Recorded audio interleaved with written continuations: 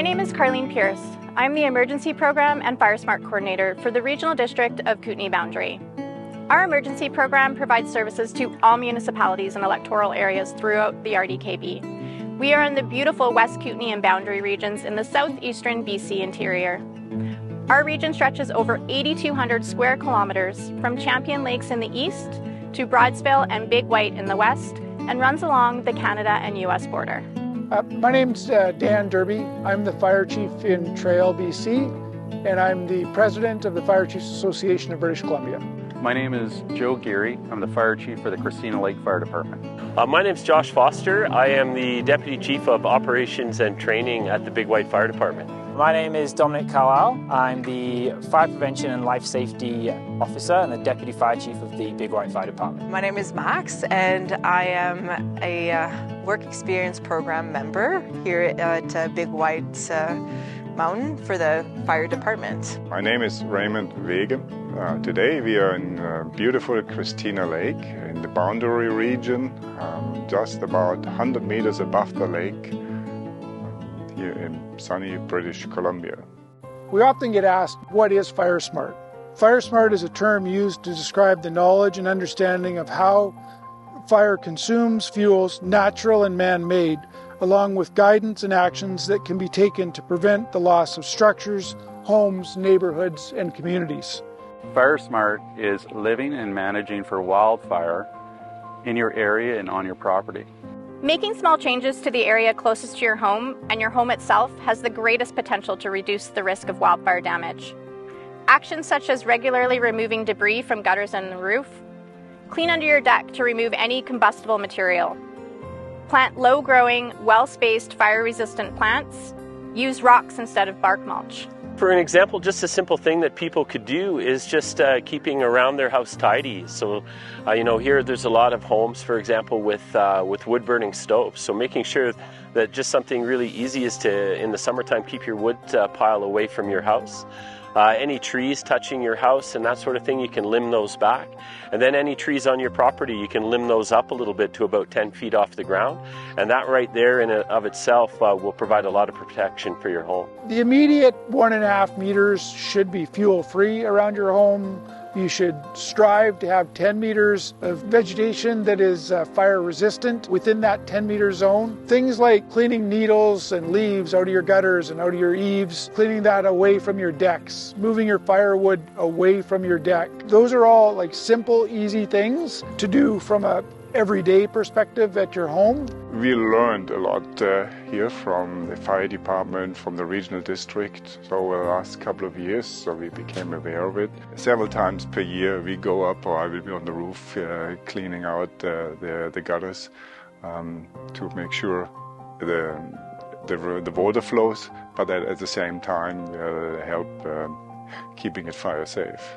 So we took down coniferous trees around the house. We removed basically all dead wood that there is. We do not split and stack our firewood during the hot season. We do it after the fire season. Everybody's home is their castle, and I truly respect that. But we see everywhere from a perfectly fire-smarted yard to people's homes and properties that are very challenging to defend because they've either got vegetation and fuel from the perspective of trees and shrubs growing right up to and touching the homes, or they've got firewood against the home. They've got wood fences that touch the property and wood siding, and all of these types of things are things that we score to look at whether the defendability of a property. And so the more people can do to manage those things ahead of time, the better off we are. Fire smarting plays a large role in triaging the properties. When we go into a neighborhood to triage, we will look at our properties that are defendable or non-defendable. And what we're we're looking for is a property that's fire smarted. An undefendable property is a property that we find that has not been fire smarted, where there's a lot of debris in the yard, heavy vegetation within 10 meters of the house. We might see stacks of firewood against the property, and those homes take a lot of time to prepare for a wildfire. Depending on what our time is and resources that are available, that may be classed as an undefendable home, so those properties, we may not have a chance to work on them during a wildfire. The 30 minutes for a homeowner, just a quick 30 minutes work that they can do, can turn their house or their unit they're trying to save, their building or whatever, can turn it into something that goes from maybe something that's not quite as defensible, from something that will be standalone defensible, which gives us as a fire department more time to be able to enact what we want to do around the property. The 30 minutes that they take can actually lead to their house being saved. Being fire smart gives you peace of mind, a little bit more there. And it's just a good thing to be, to have as well, if your house doesn't burn and your property stays safe. The threat of wildfire is increasing, and unfortunately, it's a risk that all British Columbians need to be prepared for. Whether it's your house, your farm, or your neighborhood, FireSmart has local experts and easily accessible resources that empower you to make your community safer and more resilient to wildfire. FireSmart principles have shown that they are effective at reducing the risk to life and property, even in the most extreme wildfire conditions. Wildfire is a risk that all British Columbians need to prepare for. It's not a matter of if, it's a matter of when we will all be affected by wildfire. Christina Lake is absolutely at risk from wildfire for a number of reasons. There, of course, it can get very hot and extremely dry. Not as much as the Okanagan, but there's not a big difference there. So therefore, we are at risk. There are a lot of tourists and locals. Not everybody is very aware of the fire risk, and their behavior is accordingly. So we definitely, the residents, have to do everything we can do to make sure everybody knows about this. I was deployed as a task force leader to the Inkbeak fire and to the White Rock Lake fire. During the White Rock Lake fire, it was one of the most aggressive wildfires we had seen in BC in 2021. We were very limited on our resources and our manpower. We were in an area where there was several homes that were not fire smarted, and we did lose several structures in that area. Working with BC Wildfire, I was deployed into a group called an Incident Support Group, and we were there to work directly with the IMT, the Incident Management Team. And what we were doing was strategic long-range planning for the fire because of the complex nature of that fire and how many communities that were impacted. So we were looking at long-range planning from the 10 to 30-day range, resource needs, how it would impact communities, evacuations.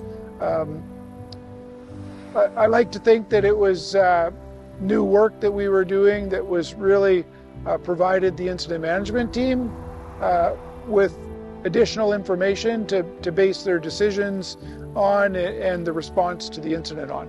Structure protection specialists, they will go into the properties before the wildfire comes into the neighborhood, and they will triage the property, and then they will come up with a structure protection plan for each home. The structure protection crews will then assist in setting up our wildfire sprinklers and protecting the neighborhoods for wildfire.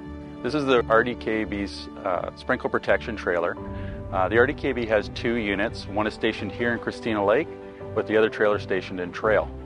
Each trailer is equipped with enough sprinklers to protect approximately 30 homes.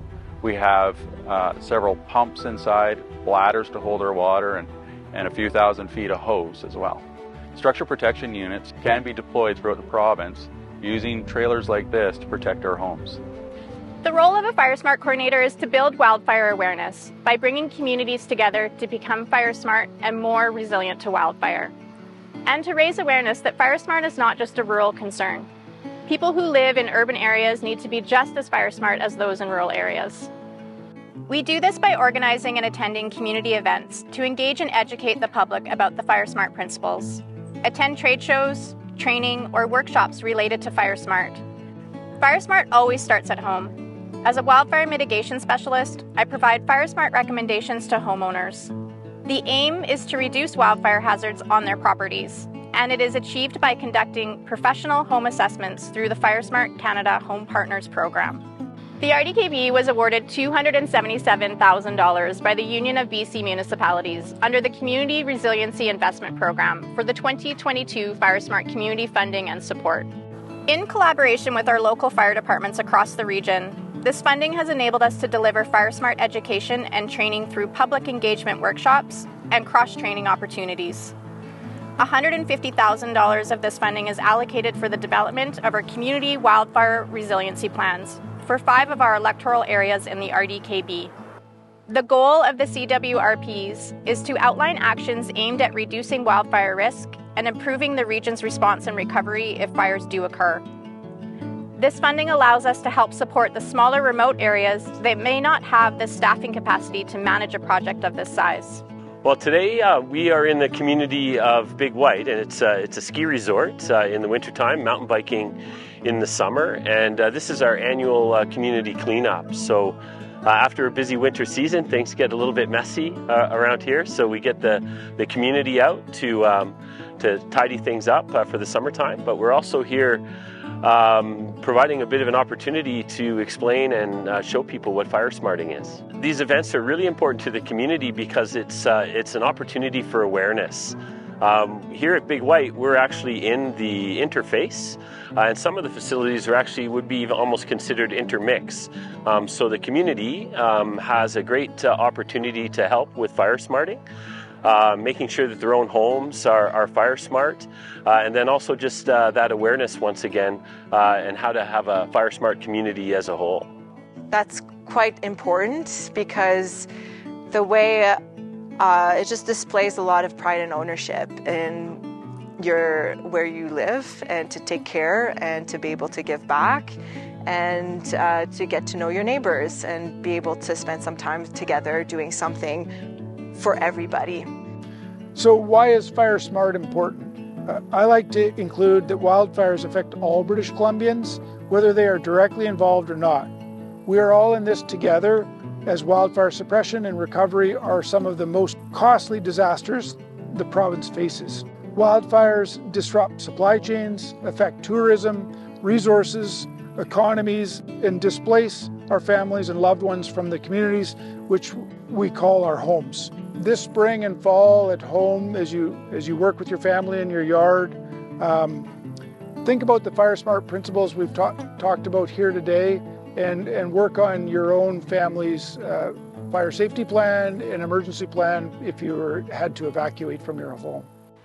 Wildfires are always a threat to our community, and we all need to do our part to be prepared.